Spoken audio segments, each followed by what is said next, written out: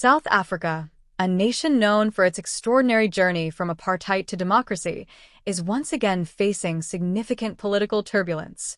In recent years, the African National Congress, or ANC, has been the pillar that has upheld the country's stability, guiding it through a period of challenges, both internally and externally.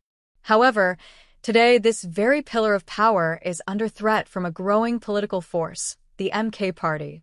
The owner of the MK Party, a figure with deep roots in the ANC, has begun to intensify efforts aimed at destabilizing the ANC and, by extension, the Government of National Unity.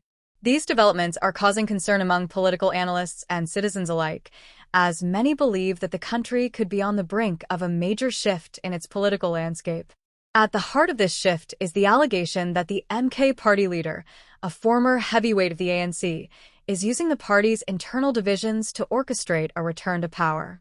The implications of this move are far-reaching. Critics of the MK Party and its leader warn that this could unravel the fragile stability that South Africa has worked so hard to maintain since the end of apartheid. In this video, we will take a closer look at the political crisis unfolding in South Africa, its roots, the role of the MK Party, and the potential consequences for the country. We will also examine the implications for the ANC, the GNU, and the future of South Africa's democracy. To understand the current situation, it is crucial to look back at the history of the ANC and its significance in South African politics. The ANC, founded in 1912, has played an integral role in the country's struggle against apartheid. Its leadership, including iconic figures like Nelson Mandela, Desmond Tutu, and Oliver Tambo, led the charge for freedom and democracy, culminating in the end of apartheid in 1994.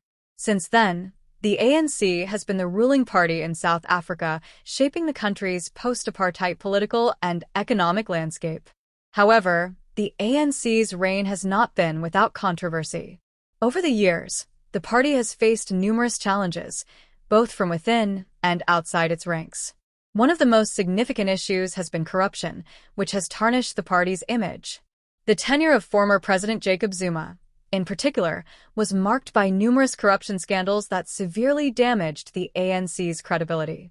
The fallout from Zuma's leadership continues to resonate within the party today. As the ANC navigated through these challenges, the formation of the Government of National Unity, GNU, after the 2019 elections provided a temporary solution. The GNU, which includes multiple political parties, was seen as a way to maintain stability and foster unity among South Africa's diverse political factions.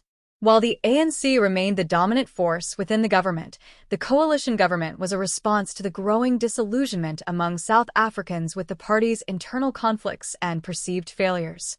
The GNU has been essential in maintaining a sense of national cohesion in recent years. However, the rise of the MK Party is threatening to disrupt this delicate balance. The MK Party, led by a former ANC member, has reportedly capitalized on dissatisfaction within the ANC to position itself as an alternative force in South African politics. Reports suggest that several ANC members are covertly aligning with the MK Party's agenda, which is causing deep rifts within the ruling party. The factionalism within the ANC is not only a threat to the party's internal unity, but also to the broader GNU, which relies on the ANC's strength to function effectively. This growing internal division within the ANC is a serious concern.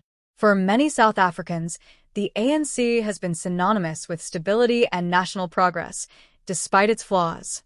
The party's leadership, even in the face of criticism, has played a crucial role in keeping the country's democratic institutions intact. But with increasing factionalism and the threat posed by the MK Party, that stability is now at risk. Political analysts have been quick to point out that this is not just an ANC crisis, it is a national one. The success of the GNU depends on a unified and functional ruling party. If factions within the ANC continue to exploit divisions for political gain, it could lead to widespread instability, which would have dire consequences for South Africa's future. The last thing the country needs is a return to the political decay and corruption that characterized the Zuma era. Yet this is precisely what many fear could happen if the MK Party succeeds in destabilizing the ANC and undermining the GNU. The implications of this political conflict extend far beyond the ANC's, South Africa's international standing, its economic future, and its ability to address pressing issues such as poverty, inequality, and unemployment all depend on the stability of its political institutions. The rise of the MK party, if unchecked, could lead to the collapse of the government's efforts to address these issues. More concerning is the potential for a return to the era of rampant corruption and political patronage that has plagued South Africa in the past. Some critics argue that the ANC, despite its shortcomings, is the most viable safeguard against this outcome. The party's current leadership, though imperfect, is seen by many as the best option for ensuring that South Africa does not regress